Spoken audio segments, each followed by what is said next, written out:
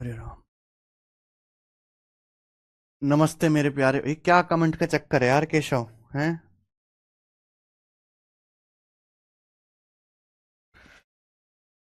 Good morning मेरे प्यारे भाई, कैसे हैं आप सभी लोग? आज की क्लास का टाइप नंबर 1, आज हम ये शीट खत्म कर लेंगे। ठीक है, चलो। पता नहीं, मेरी तबीयत कुछ बढ़िया नहीं लग रही। शुरू करते हैं मेरे भाई। देखिए, इस टाइप के मैं आपको 4 सवाल कराऊंगा और ये सवाल होता है मेरे दोस्तों डेविएशन से।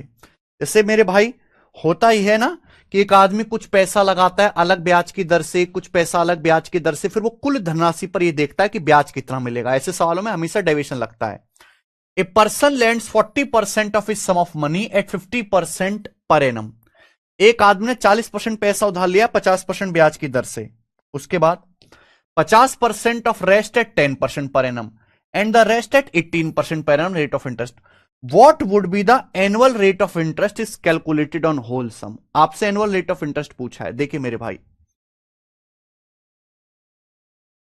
मैंने मान लिया कि माना जैसे एक आदमी ने 100 रुपए उधार लिए। मान लिया एक आदमी ने 100 रुपए उधार लिए, तो 100 का 40% कितना होता है? 100 का 40% होता है 40। तो 40 रुपए उधार लिए उसने 50% ब्याज की दर से, 50% ब्याज की दर से। 50% ऑफ रेस्ट यानी कि रिमेनिंग का 50%। देखो, 100 में से 40 उधार ले लिया, बचा 60। अब 60 का 50% कितना होता है? 30। 30 उसने उधार लिया है मेरे प्यारे भाई 10% ब्याज की दर से, 10% ब्याज की दर से। तो रिमेनिंग कितना बचा? 40 और 30 70, और ये रिमेनिंग बचा 30। 30 उसने उधार लिया मेरे दोस्तों 18% ब्याज की दर से, 18% ब्याज की दर से। तो आपसे पूछा है एनुअल रेट ऑफ इंटरेस्ट क्या होगा। कुल धनराशि पर ब्याज की गणना करनी हो तो ब्याज की वार्षिक दर क्या होगी? क्या आपको सवाल समझ में आ गया? फिर से देख लेते हैं। A person lands 40% of its sum of money at 50% per annum. एक आदमी ने अपनी धनराशि का 40% को 50% ब्याज की दर से, रिमेनिंग का 50% 10% ब्याज की दर से, रिमेनिंग को 18% ब्याज की दर से उधार देता है। जैसे मैंने मान लिया एक आदमी ने 100 रुपए उधार दिए, बोरो नहीं किया, यहां पे उधार दिया। एक आदमी ने 100 रुपए उधार दिए, तो 100 का 40% होता है 40। 40 रुपए उधार दिए 50% ब्याज की दर से। पर यहां पे बोला रिमेनिंग का 50%। 100 में से 40 उधार दे दिए, बच्चे 60। 60 का 50% 30। 30 उधार दिए 10% ब्याज की दर से, रिमेनिंग बचा 30। 30 उधार दिए 18% ब्याज की दर से। तो कुल धनराशि पर, कुल का मतलब प्लस, कुल धनराशि पर ब्याज की दर क्या होगी? अब देखो, 100 पे जो भी आंसर आएगा डायरेक्ट परसेंटेज में आएगा। यहां कितना ब्याज है? 40 का 50% 20। 40 का 50% 20 हो जाएगा। यहां कितना ब्याज है? 30 का 10%। 30 का 10% कितना आ जाएगा मेरे दोस्तों? 3।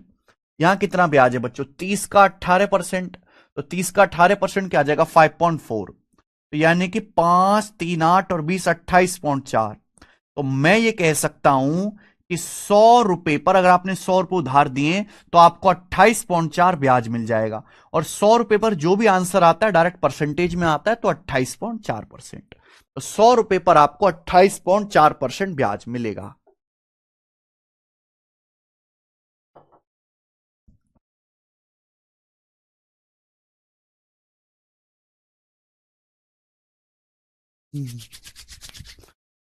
ठीक है जी, मेरा 98.8% आंसर है। वाह बेटा मौसम, तुम्हारा मौसम बिगड़ चुका है।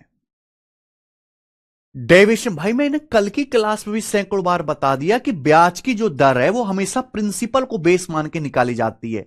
रेट ऑफ इंटरेस्ट क्या होता है? 1 साल का सिंपल इंटरेस्ट बटे प्रिंसिपल गुणा 100%। यही है। होता क्या है, एक आदमी कुछ पैसा अलग ब्याज की दर से उधार देता है, कुछ पैसा अलग ब्याज की दर से, कुछ पैसा अलग ब्याज की दर से, फिर टोटल अमाउंट पर कितना ब्याज मिला ये कैलकुलेट करता है। और जब भी ऐसा सवाल आएगा हमेशा आप कैसे करोगे? डेविएशन से करोगे।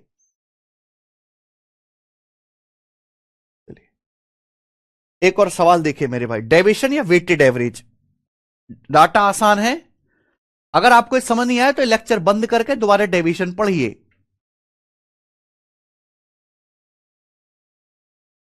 चलो, सवाल नंबर है मेरे भाई 152। देखो, ये सवाल सीपीओ के पेपर में आया है, सीपीओ 2019 के पेपर में। सवाल को देखते ही आपको पता लग जाएगा कि इतना पैसा इस ब्याज की दर से, इतना पैसा इस ब्याज की दर से इन्वेस्ट किया गया। देखिए सवाल पढ़ो। सुदीप ने एक निश्चित राशि का 1/8 5% ब्याज की दर से 2 साल के लिए और उसी धनराशि का 3/5 6% ब्याज की दर से 2 साल के लिए इन्वेस्ट किया। बाकी धनराशि को 10% ब्याज की दर से 2 साल के लिए इन्वेस्ट किया। यदि कुल ब्याज, प्राप्त होने वाला कुल ब्याज, अगर टोटल ब्याज 1674 रुपए है तो आपसे पूछा है सुदीप ने कितना पैसा इन्वेस्ट किया।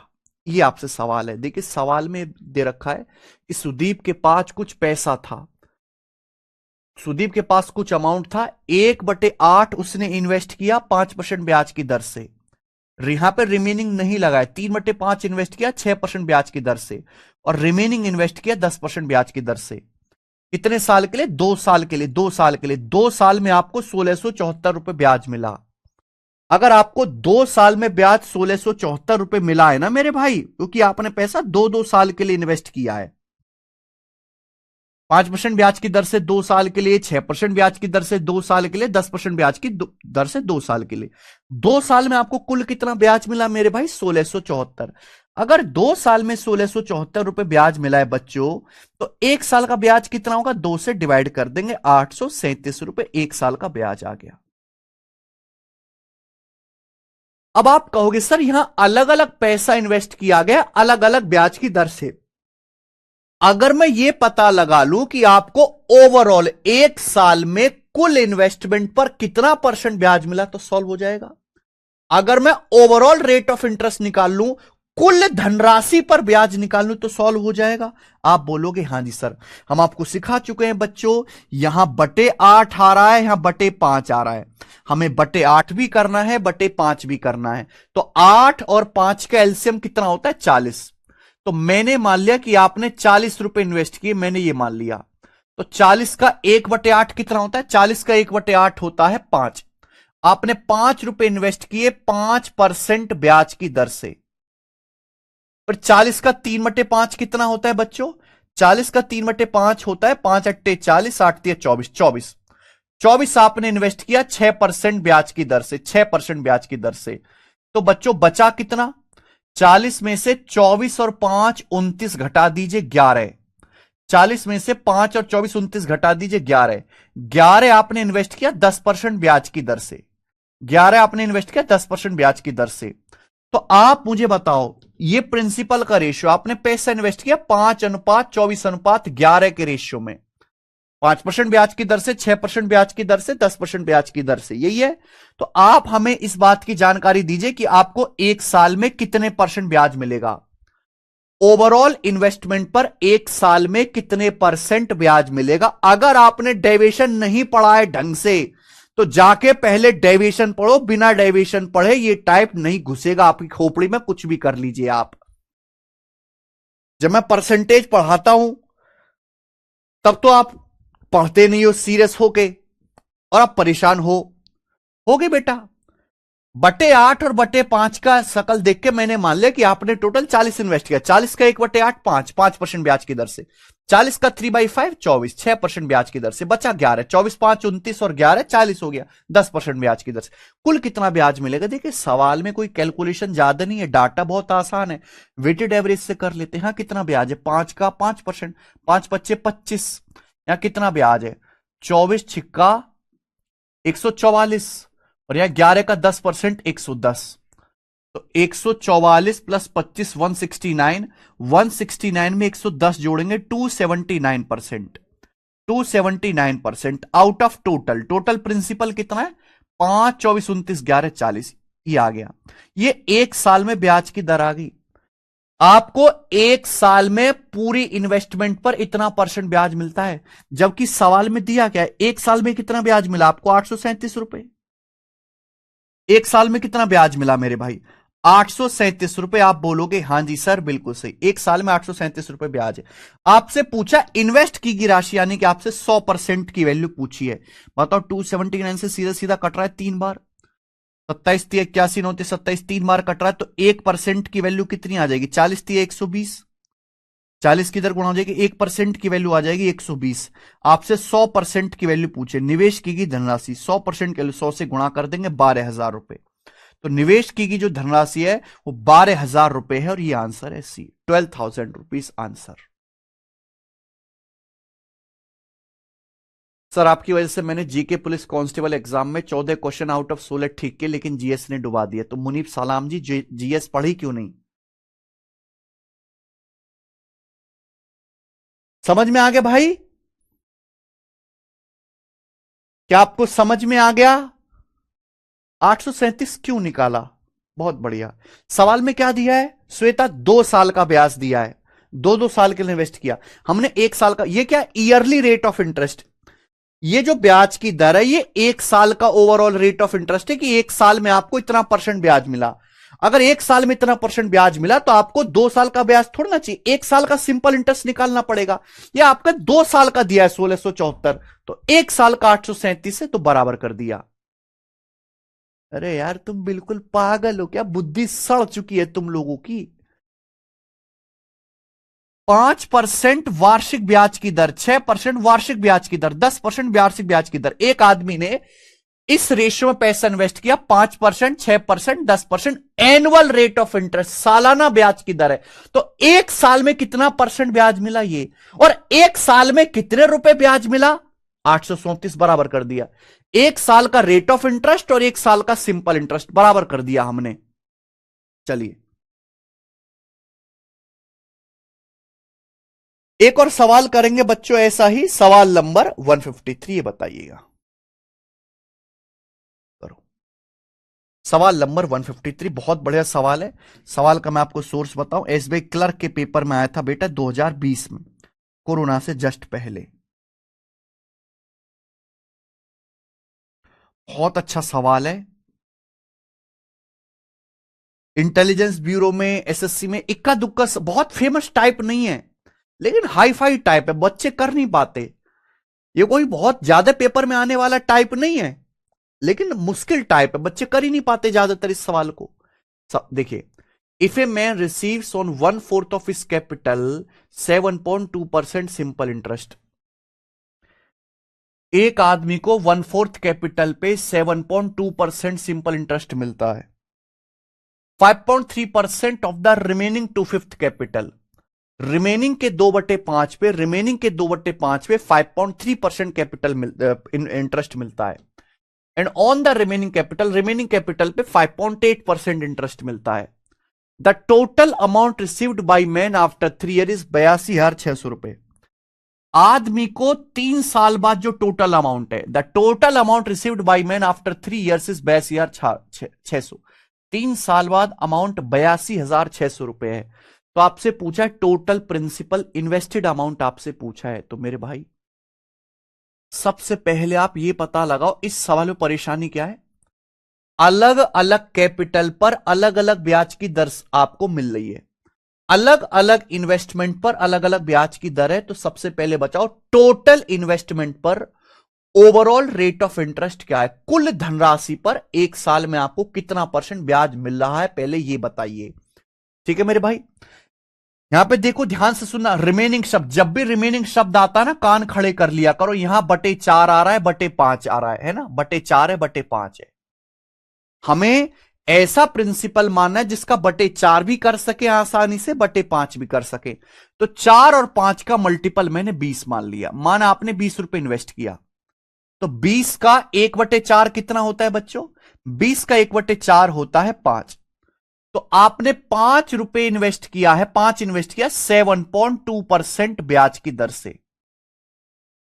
अच्छा, 20 में से आपने 5 इन्वेस्ट किया तो रिमेनिंग कितना बचा? 15। 20 में से आपने 5 इन्वेस्ट किया तो रिमेनिंग कितना बचा? 15। अब रिमेनिंग का 2/5 आपने इन्वेस्ट किया, रिमेनिंग का यहां पे 5.3% ऑफ रिमेनिंग, पढ़ लीजिएगा। शेष बचे धन का 2/5, 5.3% ब्याज की दर से। 20 में से आपने 5 इन्वेस्ट किया तो रिमेनिंग कितना बचा? 15। तो 15 का 2/5 कितना आएगा? 15 का 2/5 आएगा 6। 6 आपने इन्वेस्ट किया मेरे प्यारे भाई 5.3% ब्याज की दर से। क्लियर?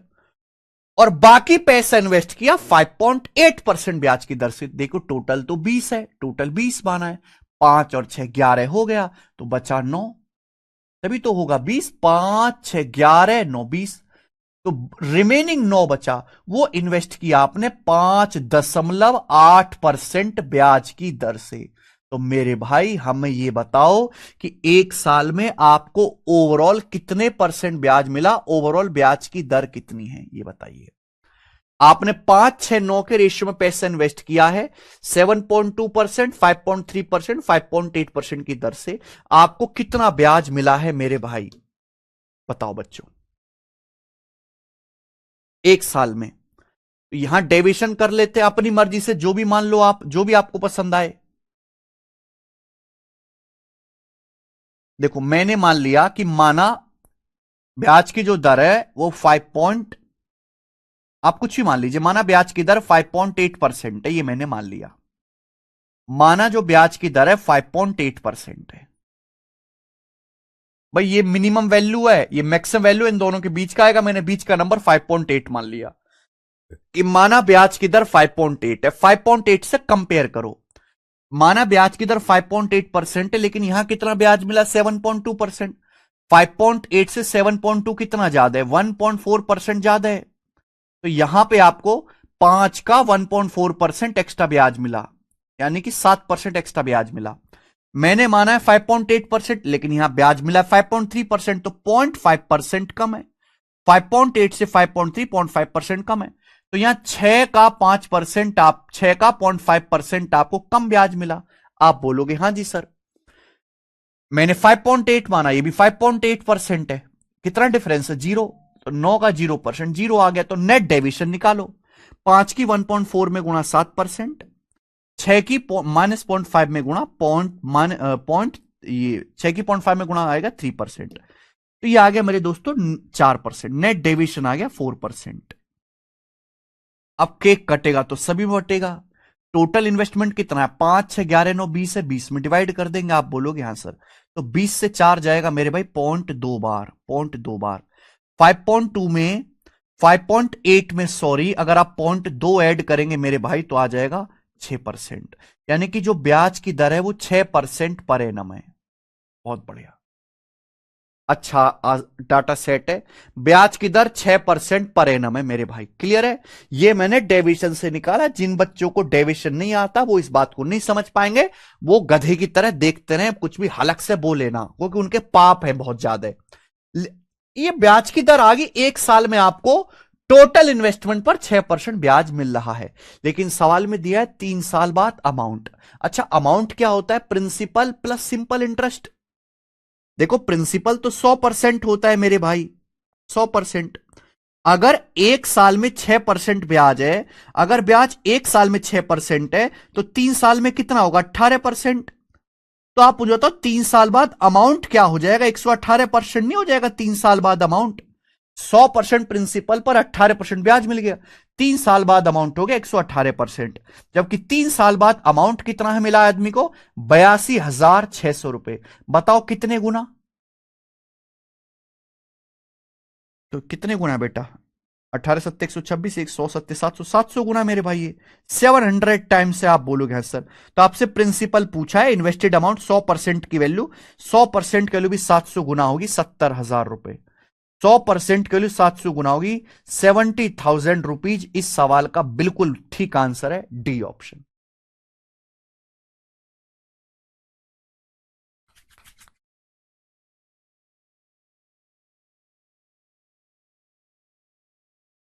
मुनीब सलाम करें सर, मेरा जीएस बहुत खराब है, please suggest batch, I am in second year of graduation.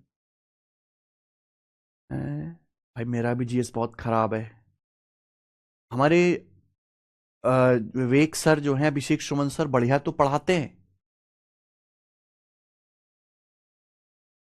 ठीक है चलिए। इस टाइप का आखिरी सवाल बच्चों, इस टाइप का आखिरी सवाल करते हैं। अब सवाल है आपके सामने यहां पर 154। जनरली जो है, जनरली टीचर्स, श्वेता करे लेकिन प्रिंसिपल तो 20 माना था। हाँ बेटा प्रिंसिपल 20 यूनिट है, प्रिंसिपल 20 यूनिट है, परसेंटेज में 100%, 100% ही 20 यूनिट है बेटा। ये ब्याज की, ये आपका अमाउंट है 118%, प्रिंसिपल 100%। 20 केवल रेशियो बनाने के लिए माना है बेटा, 20 बनाने के। श्वेता बिल्कुल हालत खराब है? गणित बिल्कुल बर्बाद है, पता नहीं क्या तुमने सीखा है। चलिए इस टाइप का आखिरी सवाल, सवाल नंबर 154। बताइए, देखते हैं कितने बच्चे कर पाएंगे। सवाल जो है वो कैट 2023 के पेपर का है, एमबीए के पेपर का सवाल है बेटा, एमबीए के पेपर का। करो। जनरली टीचर ना इस टाइप को टच भी नहीं करते, करवाते ही नहीं है, क्योंकि इस टाइप को समझाने में बहुत मेहनत लगती है बेटा। डेविएशन की बहुत अच्छी कमांड होनी चाहिए, तभी सवाल शॉर्ट में होगा, वरना इसका सॉल्यूशन बहुत लेंदी हो जाएगा, इन सवालों का बहुत लंबा लंबा सॉल्यूशन होगा।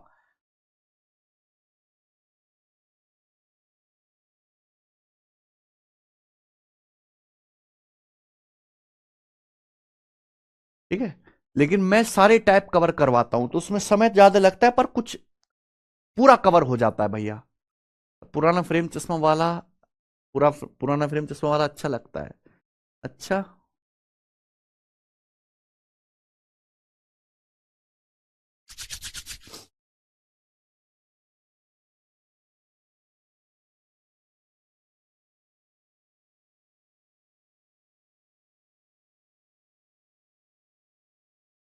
कराएंगे Himanshu Prakash ji.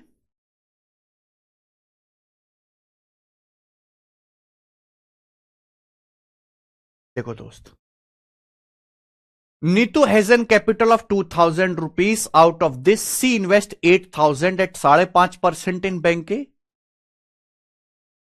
5000 at 5.6% in bank B, and the remaining amount at X% in bank C. Each rate being simple interest per annum. Her combined, देखो कंबाइंड, कंबाइंड का मतलब तीनों बैंकों से मिलाकर, her combined annual interest income from these investment is equal to 5% of initial capital. ठीक, if she had invested her entire capital in bank C alone, then her annual interest income in rupees would have been, बहुत बढ़िया। Neetu madam के पास 20,000 रुपए हैं, इन 20,000 रुपए को Neetu madam ने 3 बैंकों में जमा करा, एबीसी में, 3 बैंकों में जमा करा एबीसी में। बैंक ए में जमा करा 8,000 रुपए, बैंक ए में 8,000 रुपए जमा करा है मेरे भाई, जो 5.5% का ब्याज दे रहा है एक साल में। बैंक बी में 5,000 रुपए जमा किया, 5,000 रुपए, जो ब्याज कितना दे रहा है, 5.6% पर एनम का ब्याज। और बैंक सी में रिमेनिंग अमाउंट इन्वेस्ट किया, टोटल 20,000 है, 8, 5, 13 और 7 बचा 7,000 रुपए।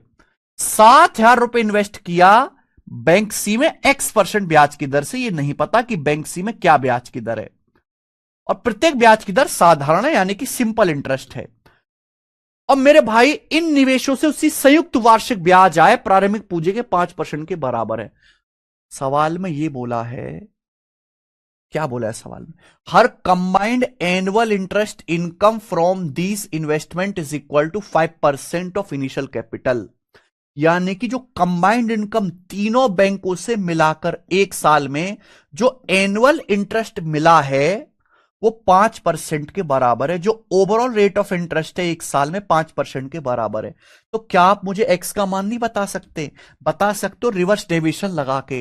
भैया आपको प्रिंसिपल की एग्जैक्ट वैल्यू नहीं चाहिए, रेशियो चाहिए। तीनों बैंक एबीसी में पैसा किस अनुपात में इन्वेस्ट किया है? 8, 5, 7 के रेशियो में इन्वेस्ट किया है।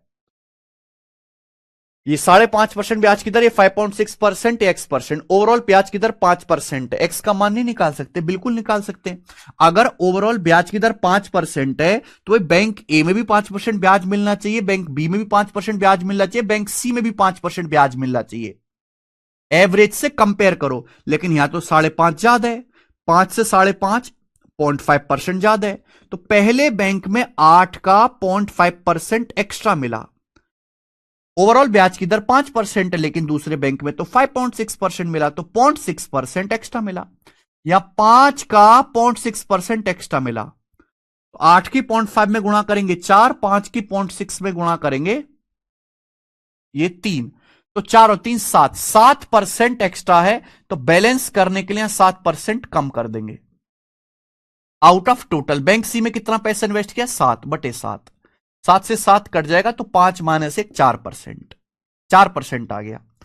तो यानी कि बैंक सी में आपने 4% ब्याज की दर से पैसा इन्वेस्ट किया था, और ये बहुत कम कैलकुलेशन में आपने निकाल लिया। लेकिन सवाल ये नहीं है, सवाल यह है कि अगर सारा का सारा पैसा बैंक सी में इन्वेस्ट करते तो उसकी एनुअल इंटरेस्ट इनकम यानी कि सालाना ब्याज आय कितनी होती।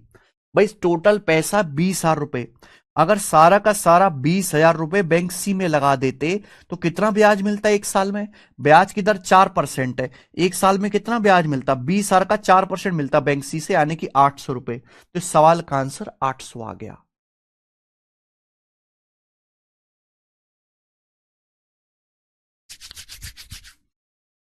बताओ,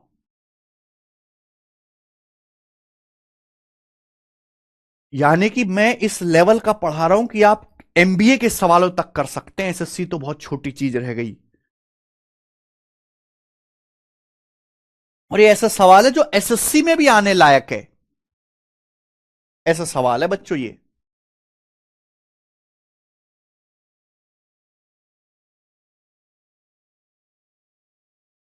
इसी के साथ बच्चों ये टाइप खत्म होता है। मैंने आपको यहां पर 4 क्वेश्चन करा दे इस टाइप के। अब यहां पर बच्चे आखिरी टाइप होगा, बताइए भाई।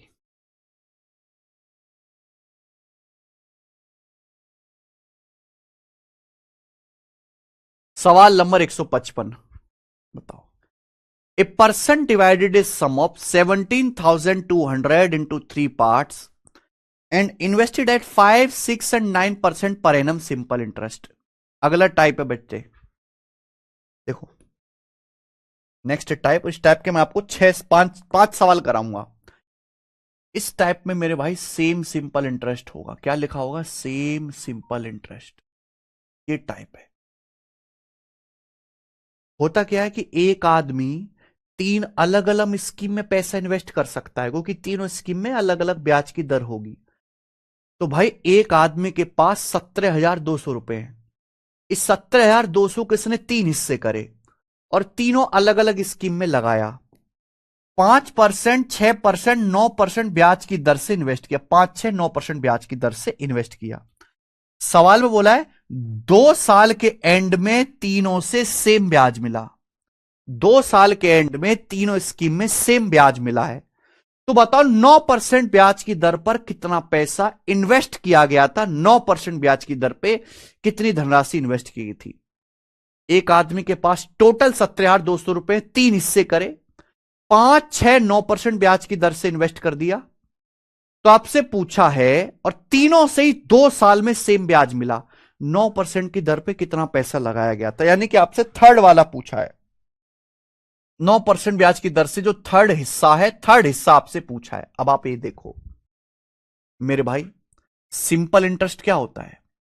सिंपल इंटरेस्ट बराबर होता है प्रिंसिपल गुणा रेट परसेंट गुणा टाइम। यही है। आप बोलोगे हां जी सर यही होता है। अगर आप इस सवाल को गौर से देखो तो आदमी ने 3 स्कीम में पैसा लगाया, 5, 6, 9 अलग अलग परसेंट ब्याज की दर से, लेकिन टाइम सेम है, 2 साल। 2 साल बाद सेम ब्याज मिला तीनों से, 2 साल बाद सेम ब्याज मिला। तो टाइम यहां से सेम है।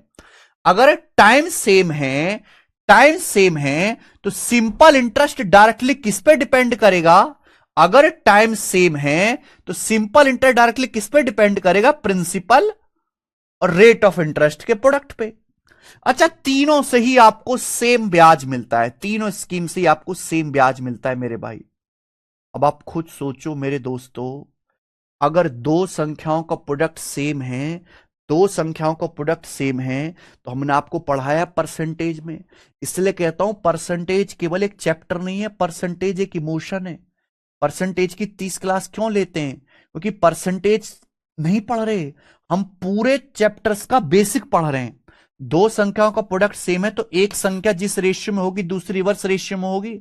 अगर दो संख्याओं का प्रोडक्ट सेम है तो मैं यहां से कह सकता हूं कि प्रिंसिपल जो होगा वो रेट ऑफ इंटरेस्ट ब्याज की दर का मेरे प्यारे भाई रिवर्स होना चाहिए।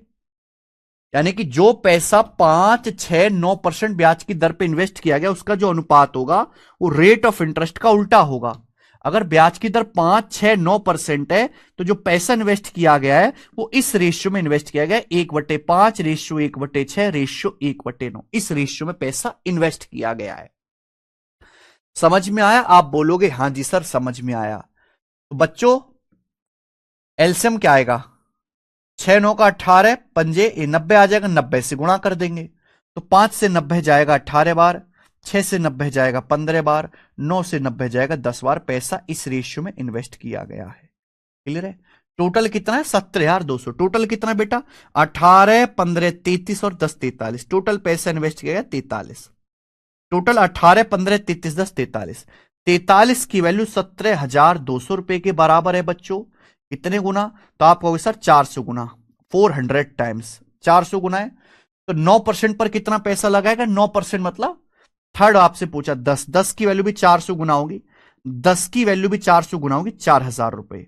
4,000 रुपए इन्वेस्ट किया गया और आंसर इस सवाल का बी ऑप्शन है बच्चे, बी ऑप्शन आंसर है।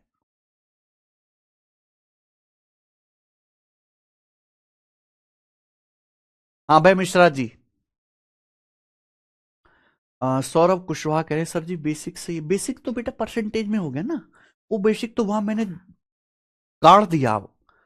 ठीक है, यहाँ पे थोड़ा ना होगा, यहाँ पे तो सवाल सॉल्व हो रहा है बेटा। No basic. Product of two number is same then one is reciprocal to each other. एक जिस रेशियो में होगा दूसरा रिवर्स रेशियो में होगा।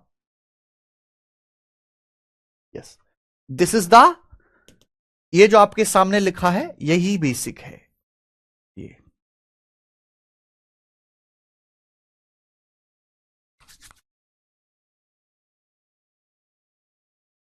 ओके, गजब क्वेश्चन है मनदीप जी। ये इंपॉर्टेंट है लेकिन ये बहुत ज्यादा आता है पेपर में। एक सवाल और करके बता दो बच्चों, सेम टू सेम। बच्चों सेम टू सेम एक और सवाल आप मुझे करके बताओ, बिल्कुल सेम क्वेश्चन है बस डाटा चेंज है। करिए जल्दी से, करो, जरा करो बच्चों, जल्दी से करेंगे।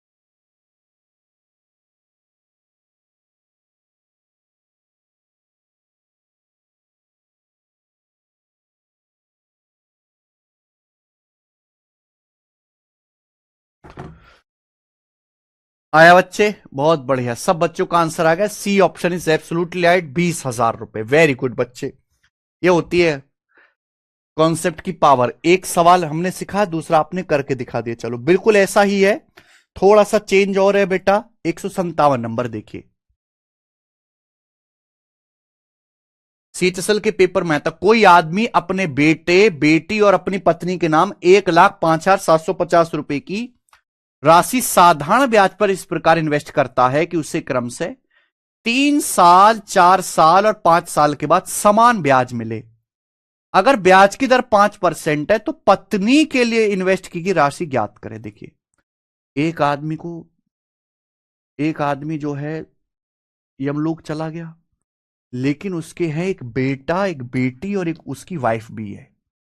उन तीनों के अकाउंट में 1,05,750 रुपए टोटल उसने डाल दिए, और इस प्रकार से इन्वेस्ट किया, तीनों के अकाउंट में इतना इतना पैसा डाला है कि 3, 4, 5 साल के बाद उन्हें सेम ब्याज मिलेगा। तो आपसे पूछे वाइफ को कितना पैसा इन्वेस्ट किया वाइफ के नाम पे, आप ये बात जानते हैं, सिंपल इंटरेस्ट बराबर प्रिंसिपल गुणा रेट परसेंट गुणा टाइम, यही बात है। अगर आप यहां पे देखोगे तो वाइफ, बेटा और बेटी के नाम पर पैसा इन्वेस्ट किया, ब्याज की दर सेम है, तीनों को जो ब्याज मिल रहा है ब्याज की दर सेम है, 5% पर एनम ब्याज की दर सेम है, रेट ऑफ इंटरेस्ट सेम है। यानी कि सिंपल इंटरेस्ट डायरेक्टली डिपेंड किस पे करेगा, प्रिंसिपल गुणा टाइम के प्रोडक्ट पे। अब आप मुझे बताओ, तीनों से ही सेम ब्याज मिलता है, अगर तीनों को सेम ब्याज मिलता है, दो संख्याओं का प्रोडक्ट सेम है, तो इसका मतलब प्रिंसिपल जो होगा मेरे प्यारे भाई, वो टाइम के रेशियो का रिवर्स होगा। समझ में आई? यानी कि सन, डॉटर और वाइफ को जो पैसा इन्वेस्ट किया गया है, जो इन्वेस्टमेंट है मेरे प्यारे भाई, जो निवेश है, उसका रेशियो जो होगा टाइम का उल्टा कर देंगे। कितने टाइम के लिए पैसा इन्वेस्ट किया? 3, 4, 5 साल के लिए, तो 1/3 रेशियो 1/4 रेशियो 1/5। क्या आपको मेरी बात समझ में आ गई? आप बोलोगे हां जी सर, हमें बात अच्छी तरीके से समझ में आ गई है। तो 3, 4, 5 एलसीएम कितना आ जाएगा मेरे दोस्तों? 60 से गुणा, तो 20, 15, 12 आ जाएगा। तीनों के अकाउंट में इस हिसाब से पैसा डाला है, 20, 15, 12। ठीक है बच्चे, आप बोलोगे हाँ सर। टोटल पैसा इन्वेस्ट किया 1,05,750, बोला वाइफ के नाम, वाइफ के नाम यानी कि 12 यूनिट की वैल्यू आपसे पूछी है, 12 का मल्टीपल आएगा आंसर, ये दोनों आंसर नहीं है। आउट ऑफ टोटल 20 और 15, 35 और 12, 47, 12/47। तो वाइफ को 12/47 दिया है, 1,05,750 रुपए का। ठीक है बच्चे,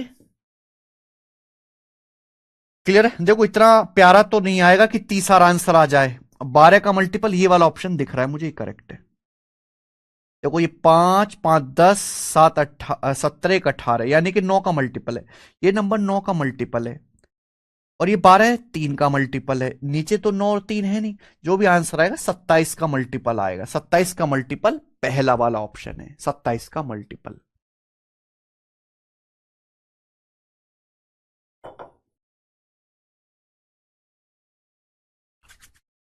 समझ में आया? 30,000 नहीं होगा, 27,000 होगा भाई।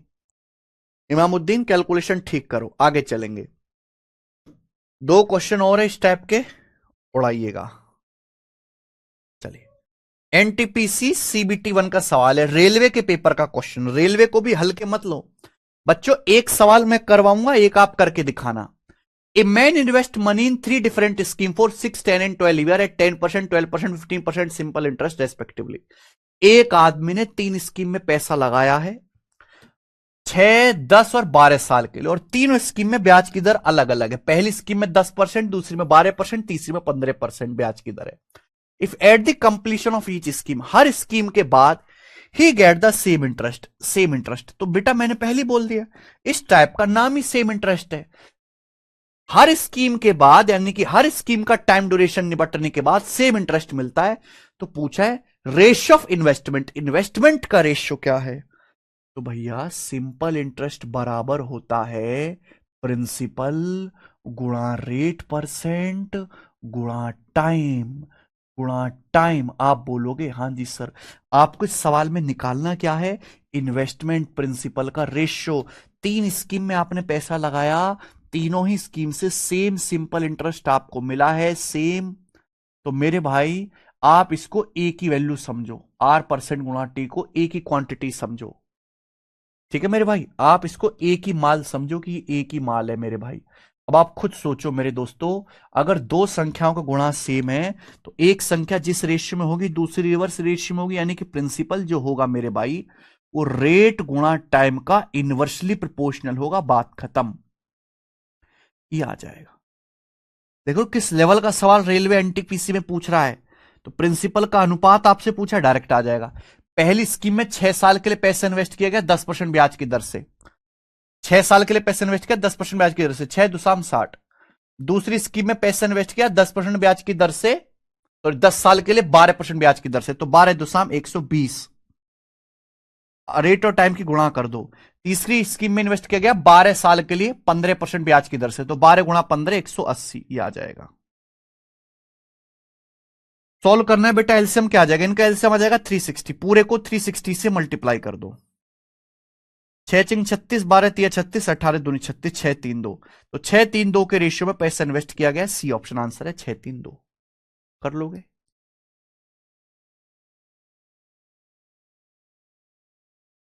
आप बोलोगे सर मजा आ गया, बहुत अच्छा। बिल्कुल सेम सवाल है, बस यहां पे मेरे भाई रेशियो ना पूछ के एग्जैक्ट वैल्यू पूछी गई है, करके दिखाओ। लास्ट क्वेश्चन इस टाइप का, लास्ट सवाल, इस टाइप का लास्ट सवाल।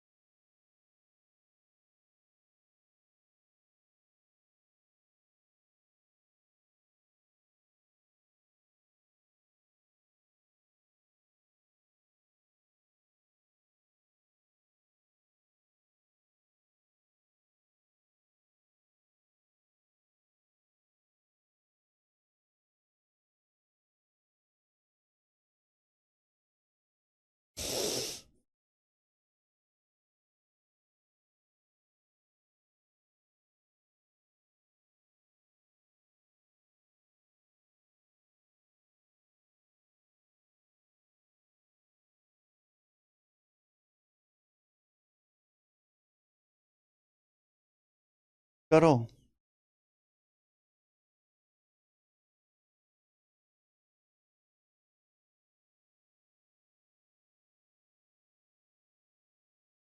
सर एनआई में जाने के लिए कौन सा एग्जाम देना पड़ता है बेटा? राजपाल जी यही देना पड़ता है।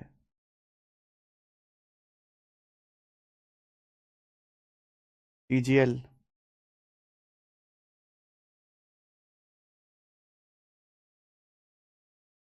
1908 से सवाल का आंसर है।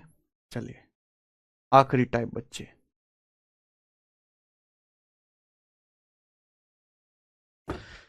सवाल नंबर 160, 161, 2 क्वेश्चन और बाकी हैं, और एंड। ठीक है जी। ये टाइप है मेरे भाई सेम अमाउंट। अभी हमने करा है सेम सिंपल इंटरेस्ट, और ये आखिरी टाइप है, दो सवाल हम इस पे लेंगे सेम अमाउंट। चलिए मेरे भाई सवाल देखिए। एक आदमी अपने दो बच्चे जिनकी उम्र 9 साल और 13 साल है, उनके बैंक खातों में क्या 21,750 रुपए की धनराशि इस प्रकार जमा करता है ताकि 21 साल की उम्र होने पर 4.5% ब्याज की दर से इनको समान धन प्राप्त हो। छोटे बच्चे का भाग ज्ञात कीजिए। देखो भाई, 21,750 is invested bye a person in the bank account of institutions whose age are 9 years and 13 year in such a way।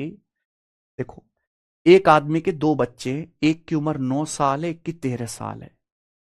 अब जिंदगी का क्या भरोसा, आदमी ने दोनों बच्चों के अकाउंट में 21,750 रुपए जमा किए। पहले बैंक में खाता खुला है दोनों बालकों का, पर 21,750 रुपए जमा किए, और इस तरीके से दोनों के खातों में पैसा डाला है कि जब दोनों बच्चे बेचारे 21 साल के होंगे तो उनको इक्वल अमाउंट मिलेगा, दोनों को इक्वल अमाउंट मिलेगा। ब्याज की दर 4.5% पर एनम है ब्याज की दर। तो आपसे पूछा यंगर चाइल्ड का शेयर क्या होगा, यंगर चाइल्ड का, छोटे बच्चे का हिस्सा क्या होगा। मैंने मान लिया कि छोटे बच्चे के अकाउंट में ए डाला है, छोटे बच्चे का शेयर ए है, और बड़े 13 साल का ये बड़ा बच्चा, इसका शेयर बी है। अब इनको सेम अमाउंट मिलता है। देखो अमाउंट जो होता है ना, बच्चे, छोटे बच्चे के खाते में ए रुपए इन्वेस्ट किया है, बड़े बच्चे के खाते में बी रुपए डाला है। अब मेरे भाई छोटे बच्चे का हिस्सा आपसे पूछा है, अमाउंट होता है प्रिंसिपल प्लस सिंपल इंटरेस्ट। ब्याज की दर है 4.5% पर एनम, 4.5% पर एनम। अब आप खुद बताओ जरा मुझे, छोटा बच्चा 21 साल बाद दोनों को बराबर अमाउंट मिलेगा। जब वो 21 साल के होंगे दोनों को बराबर अमाउंट मिलेगा। छोटा बच्चा भी 9 साल का है, छोटा बच्चा जो है वो अभी बेचारा 9 साल का है।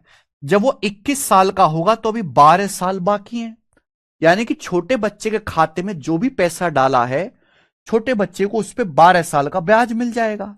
अगर एक साल में 4.5% ब्याज है तो 12 साल में कितना ब्याज हो जाएगा, 12 चौक 48 है, 54%, 54% ब्याज हो जाएगा ब्याज। तो आप मुझे बताओ, अगर छोटे बच्चे के खाते में ए रुपए डाला है 100%, 100% पे 54% ब्याज मिल जाएगा 12 साल में, तो 21 साल बाद छोटे बच्चे का अमाउंट क्या हो जाएगा, ए का 154% अमाउंट हो जाएगा। ऐसे ही बड़े बच्चे के खाते में भी 4.5% ब्याज की दर से पैसा डाला है। आप बोलोगे हां जी सर, बड़ा बच्चा अभी 13 साल का है, तो जब बड़ा बच्चा 21 साल का होगा तो अभी कितना समय लगेगा, 8 साल। तो अब 8 साल में बड़े बच्चे को, एक साल में 4.5% ब्याज है, तो 8 साल में कितना ब्याज मिल जाएगा, 36% ब्याज मिल जाएगा। तो बड़े बालक को 100% प्रिंसिपल है, 36% ब्याज मिल जाएगा। तो अगर बी अकाउंट में डाला है तो भैया जब वो 21 साल का होगा तो अमाउंट 136% हो जाएगा।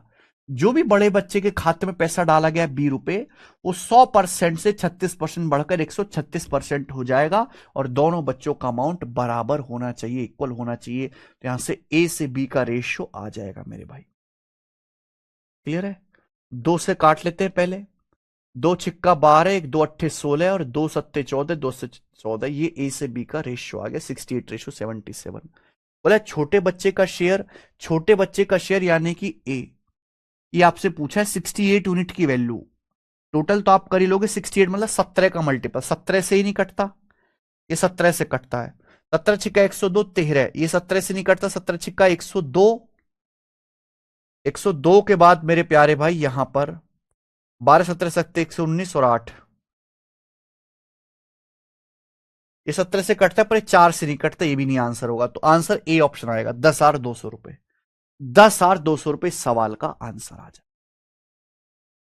ठीक है, आगे तो कैलकुलेशन करनी है केवल, 68 का मल्टीपल आएगा। मुझे लगता है आप ये सवाल कर लोगे। आखिरी सवाल, आखिरी सवाल मेरे भाई 161 नंबर सवाल, 161। अगर आपने कभी मॉक टेस्ट लगाए हो जिंदगी में सीरियस होके, तो आपने इस सवाल को जरूर देखा होगा। पूरे भारत के सरकारी एग्जाम तंत्र में ऐसा कोई एग्जाम नहीं जिसमें सेम सवाल ना आया हो, सेम टू सेम सवाल भारत के हर सरकारी एग्जाम में आ चुका है, सेम टू सेम, बिल्कुल डिट्टो। आखिरी करते हैं। इस sum of 23,790 is divided into 3 parts and given on loan at 5% simple interest to A B C for 2 year 3 year 4 year respectively. If the amount of all three are equal after their respective period of loan, then A received loan of, देखिए 23,790 रुपए का loan दिया गया तीन लोगों ABC को। 23,790 को 3 part में डिवाइड करके 3 लोगों को लोन दिया गया 5% ब्याज की दर से। 23,790 को 3 पार्ट में डिवाइड करके लोन दिया गया है 5% ब्याज की दर से 3 लोग एबीसी को 2, 3 और 4 साल के लिए दिया गया। आप बोलोगे हाँ सर, अगर जो अमाउंट हमें रिसीव हुआ है, if the amount of all three are equal after their respective period of loan, जो हमें अमाउंट रिसीव हुआ है तीनों से वो इक्वल है, तो बताओ ए को कितने का लोन मिला है? ए को कितने का लोन मिला है मेरे भाई? मैंने मान लिया ए का लोन ए रुपए का है, माना बी का लोन बी रुपए का है, सी का लोन सी रुपए का है। अब 2, 3 और 4 साल के बाद इनका अमाउंट सेम है। माना ए को ए रुपए का लोन मिला, बी को बी रुपए का लोन मिला, सी को सी रुपए का लोन मिला। अमाउंट सेम है, ना कि ब्याज। अगर ब्याज की दर 5% है, ए को लोन 2 साल के लिए मिला, 2 साल में कितना ब्याज होगा? 10%। अगर 100% पे 10% ब्याज हो जाएगा तो ए का अमाउंट क्या आ जाएगा? 110% अमाउंट आ जाएगा ए का 110%। बी को लोन मिला है 3 साल के लिए 5% ब्याज की दर से, कितना ब्याज हो जाएगा? 15%। 100% पे 15% ब्याज हो जाएगा तो अमाउंट कितना हो जाएगा? 115%। सी को लोन मिला है 4 साल के लिए 5% ब्याज की दर से, 1 साल में 5% ब्याज है, 4 साल में 20% हो जाएगा। अगर सी का लोन है 100% में 20% ब्याज है तो अमाउंट कितना हो जाएगा? सी का 120% अमाउंट हो जाएगा। अब ये अमाउंट जो तीनों को मिला है वो इक्वल है, तीनों से जो हमें अमाउंट रिसीव हुआ है वो इक्वल है। कट भी रहा है 5 से तो 5 से काट लीजिए, 110 कट जाएगा, 22 से बराबर 23 बी बराबर 24 सी। क्लियर है? आपसे पूछा है ए ने कितने रुपए का लोन लिया, आपसे ए का लोन पूछा है। अगर मुझे क्वेश्चन सॉल्व करना है भाई तो मुझे यहां से ए बी सी का रेशियो निकालना पड़ेगा। अगर हमें ये क्वेश्चन सॉल्व करना है तो हमें ए बी सी का रेशियो निकालना पड़ेगा। बात सही है? आप बोलोगे हाँ सर एबीसी का रेशियो निकालना पड़ेगा। आपको पता है ये हमने सिखाया मेरे भाई, रेशियो मेथड, रेशियो में सिखाया कि जब भी ऐसा कुछ हो तो एबीसी का रेशियो कैसे निकालते हैं अपन लोग, पता है कि नहीं? मुझे ए का मान निकालना तो ए को छुपा लो, 23 और 24 है, 23 24 की गुणा कर दो, 23 गुणा 24। जैसे मुझे बी का मान निकालना है तो बी को छुपा लो, 22 और 24 बचा, 22 24 की गुणा कर दो, 22 गुणा 24। अब जैसे मुझे यहां से सी का मान निकालना है तो सी को छुपा लो, बचा 22 23, इनकी गुणा कर दो, ये ए बी सी का रेशियो आ गया। और आपसे ए का हिस्सा पूछा है, बस आप कर सकते हैं, आगे कोई भी बच्चा सॉल्व कर लेगा। आपसे ए का शेयर पूछा, ए का शेयर मतलब ये वाला, यानी कि जो भी आंसर आएगा 23 से कटने वाला आएगा। ये ए का शेयर है, जो भी आंसर आएगा 23 एक प्राइम नंबर है, 23 से कटने वाला आएगा। 23 से कौन सा नंबर कट रहा है? 23 से 8400 नहीं कटता, 9200 कटेगा, ये 50 कम है, नहीं कटेगा भाई। 9200 कटता है, ये 9200 से कितना कम है? 950, ये भी नहीं कटेगा, तो ये कटेगा बेटा। 23 से 69, 13 23 6 138, ये ऑप्शन 23 से कटता है, ये आंसर है बी ऑप्शन। बात खत्म। 8,280 रुपए 23 का मल्टीपल, 22 का मल्टीपल नहीं आएगा। राज सिंह गलत कर दिया।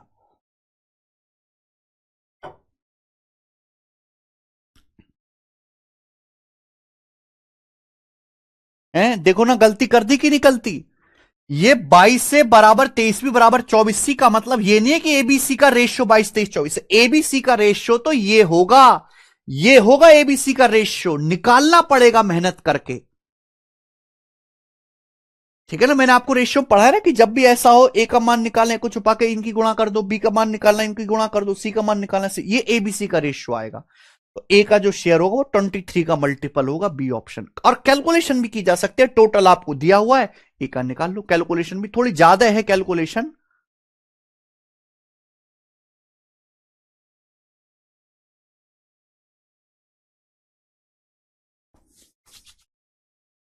बात आई समझ में? कल ही वेस्ट बंगाल एसआई मॉक पर दिया था। अच्छा भाई,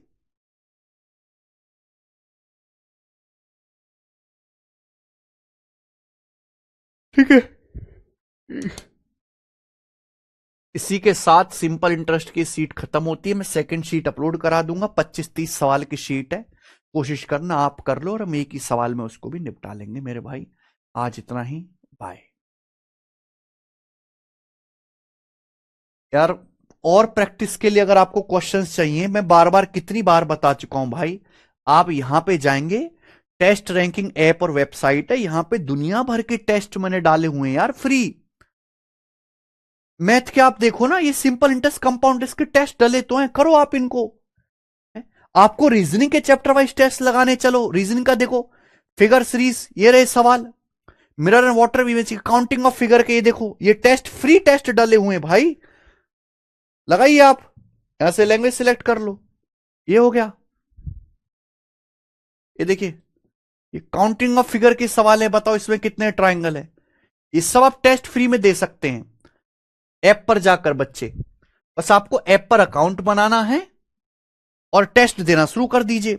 और मेरे भाई यहां पर जो पेड टेस्ट हैं, ये प्रीवियस ईयर के भी मैंने पूरे के पूरे फुल लेंथ मॉक डाल रखे हैं फ्री। और नए टेस्ट आपको मात्र 99 में मिल जाएंगे नए टेस्ट देने के लिए।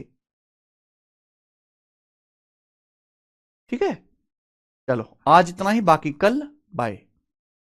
अच्छा एक चीज और, कि भाई अभी एमटीएस का पेपर हुआ था, कितने लोगों, आप में से कितने बच्चों ने एमटीएस का पेपर दिया था? आप में से कितने बच्चों ने एमटीएस का पेपर दिया था? बहुत। 65 शिफ्ट में पेपर हुआ एमटीएस का। अब एमटीएस का पेपर हुआ 65 शिफ्ट में, 1300 क्वेश्चन है।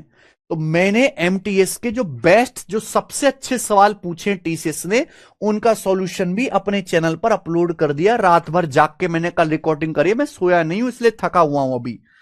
यहां देखिए, ये हमारा मेन यूट्यूब चैनल है गगन प्रताप मैथ्स, ये रहा SSC MTS 2024 best 50 question arithmetic के जो टीसीएस ने पूछे, उनका सॉल्यूशन। 2.5 घंटे की क्लास है, मैंने 53 सवाल सॉल्व कराए इसमें, 53 क्वेश्चंस। तो अगर बेटा आपको 2025 में अगर आपका पेपर, जैसा आपको एसएससी जीडी का पेपर देना है, तो आप इस क्लास को जरूर देखें, और आप चेक करना कि आप कितने सवाल कर पाते हैं।